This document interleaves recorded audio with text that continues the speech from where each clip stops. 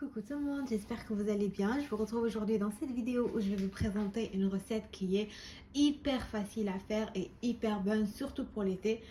Donc c'est une petite quiche aux courgettes. C'est vraiment hyper bon.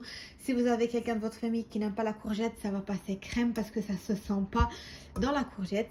Donc je vais tout de suite commencer par vous présenter les ingrédients et on va tout de suite passer à la cuisson. Donc tout d'abord, pour commencer, on va avoir besoin de courgettes. Donc moi j'ai des courgettes qui sont pas très vertes, vous savez, c'est les courgettes un peu claires. Je préfère celles-là, je les trouve plus douces que les courgettes foncées vertes. Donc moi j'avais des petites, j'en ai pris 3. Si vous avez des grandes, prenez-en 2. On va avoir besoin d'un filet d'huile d'olive. J'ai aussi un oignon que j'ai coupé en petites lamelles ici. J'ai une pâte brisée, vous pouvez utiliser soit une pâte brisée, soit une pâte feuilletée, peu importe. On a du fromage râpé, de la crème fraîche et un œuf. Donc on va tout de suite commencer par la recette. Donc je vais commencer par allumer le feu. Hop, je vais mettre un filet d'huile d'olive sur ma poêle. Hop.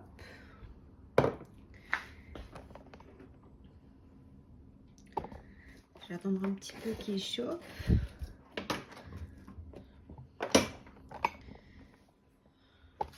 Hop. Je prends également une cuillère pour mélanger. Et je vais poser mes oignons. Hop. Donc là, vous voyez, mes oignons, ils sont coupés en petits morceaux. Je vais les faire... Oups. Je sais pas pourquoi j'ai oublié ces deux bouts là.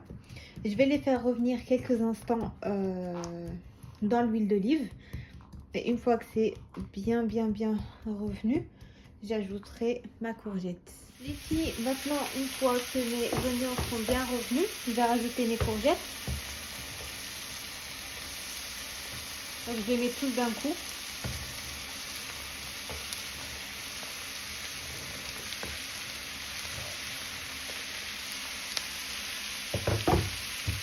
Hop. Et je laisse bien cuire. Je laisse bien cuire ma courgette et mes oignons ensemble. Pour l'instant, je rajoute pas d'épices. J'attends bien qu'ils soient cuits. Donc là, je rajoute pas d'huile, pas d'eau, ni rien du tout. Je laisse comme ça et je mélange comme ça de temps en temps pour pas que ça crame. On va également baisser le feu.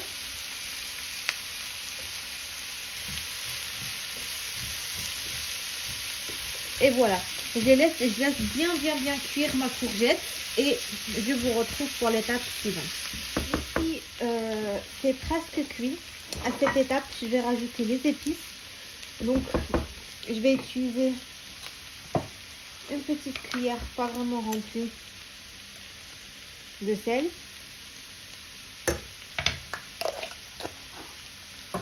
On va également d'avoir besoin du poivre noir. Et c'est tout. Je rajoute rien d'autre. Et je mélange le tout ensemble. Je laisse cuire encore un petit peu. Et après, on va ajouter donc la crème fraîche.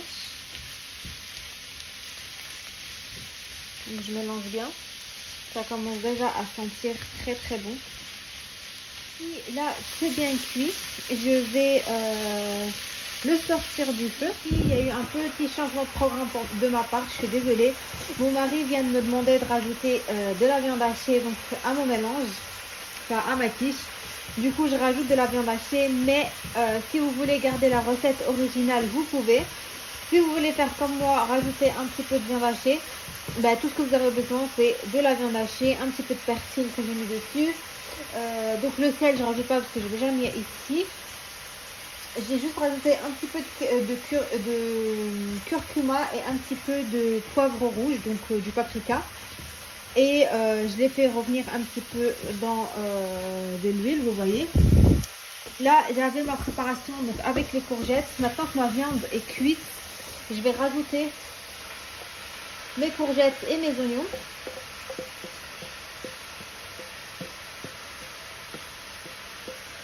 Hop.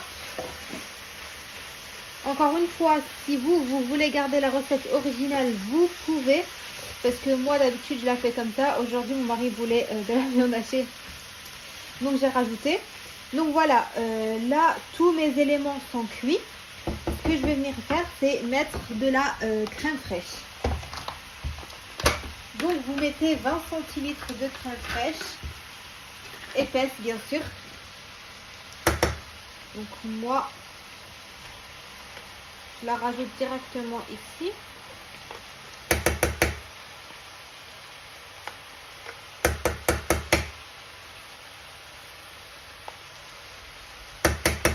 Hop. Et je vais mélanger.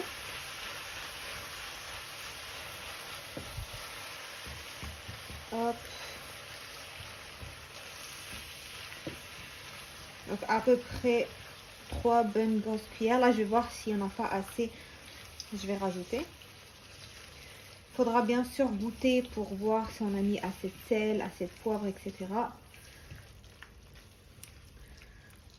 Hop. Franchement, les filles, si vous faites la recette, c'est vraiment la meilleure quiche au monde à faire en ces temps. Je vais juste rajouter un tout petit peu. Donc, je vais rajouter encore une petite cuillère et demie de crème fraîche et ce sera bon. Parce qu'il ne faut pas non plus que ce soit sec, ça va cuire au four également. Donc voilà. Voilà. Je laisse le tout bien cuire ensemble. À feu bien moyen. Donc là, il faut savoir que tous nos ingrédients sont cuits, mis à part la crème fraîche. On va cuire une moitié ici et une moitié dans le four. Donc, il ne faudra pas laisser trop longtemps. Donc là, j'ai bien baissé le feu et il est à 2. J'espère que vous voyez bien. Hop, je vais remettre la crème au four. Et voilà, je laisse cuire un petit peu.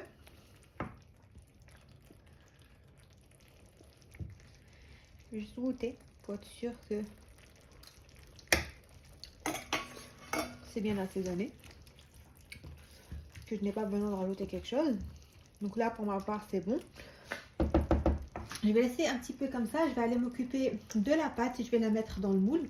Et je vous retrouve une fois qu'on a éteint le feu. Donc, on sort notre préparation et je vais la mettre dans un bol. Hop.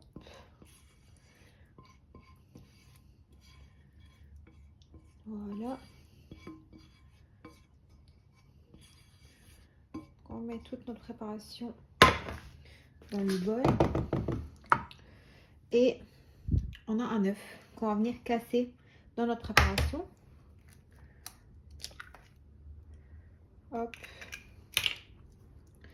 On va mélanger.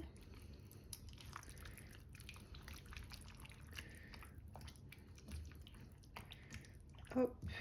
On va bien mélanger pour incorporer l'œuf de partout.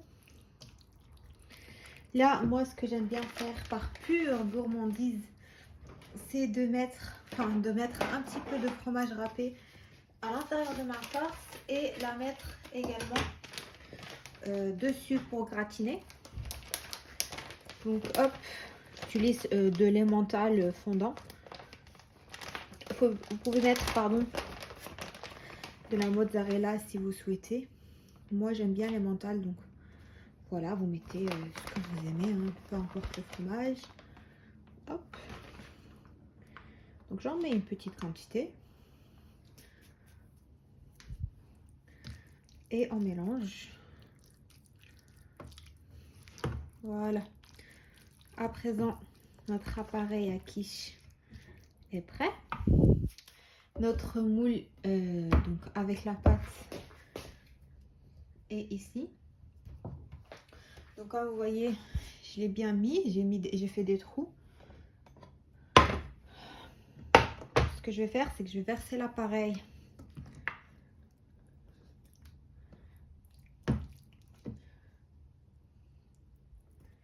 ici. Donc j'espère que vous voyez. Voilà.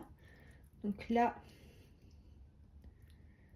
petit à petit, je vais inverser l'appareil dans notre moule. Donc je verse petit à petit juste pour répartir bien égal toute ma farce.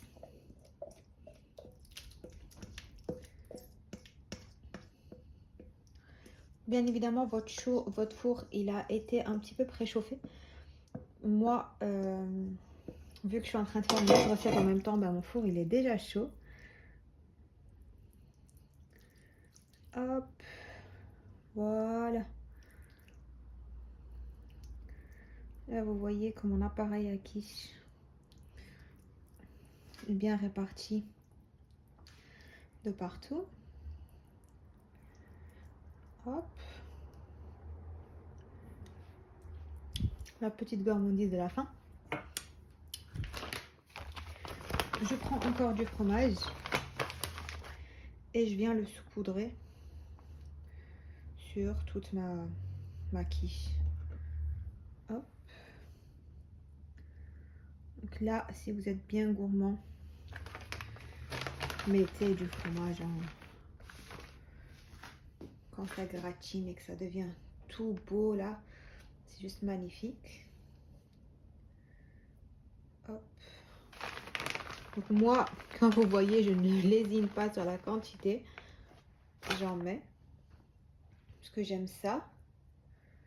Après, encore une fois, les recettes que je vous donne, vous les adaptez à vos familles, à vous, à vos goûts, etc. Hein. Ne faites pas copier-coller. À part si vous aimez bien la recette et que vous voulez la reproduire à l'identique. Mais voilà, par exemple, si vous n'aimez pas l'emmental, vous mettez de la mozza ou autre chose.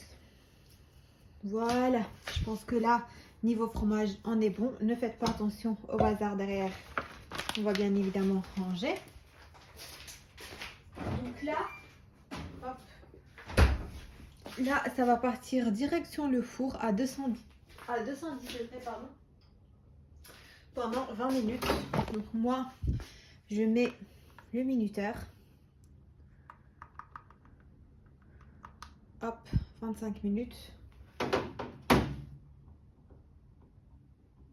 Et je vous retrouve à la sortie du four.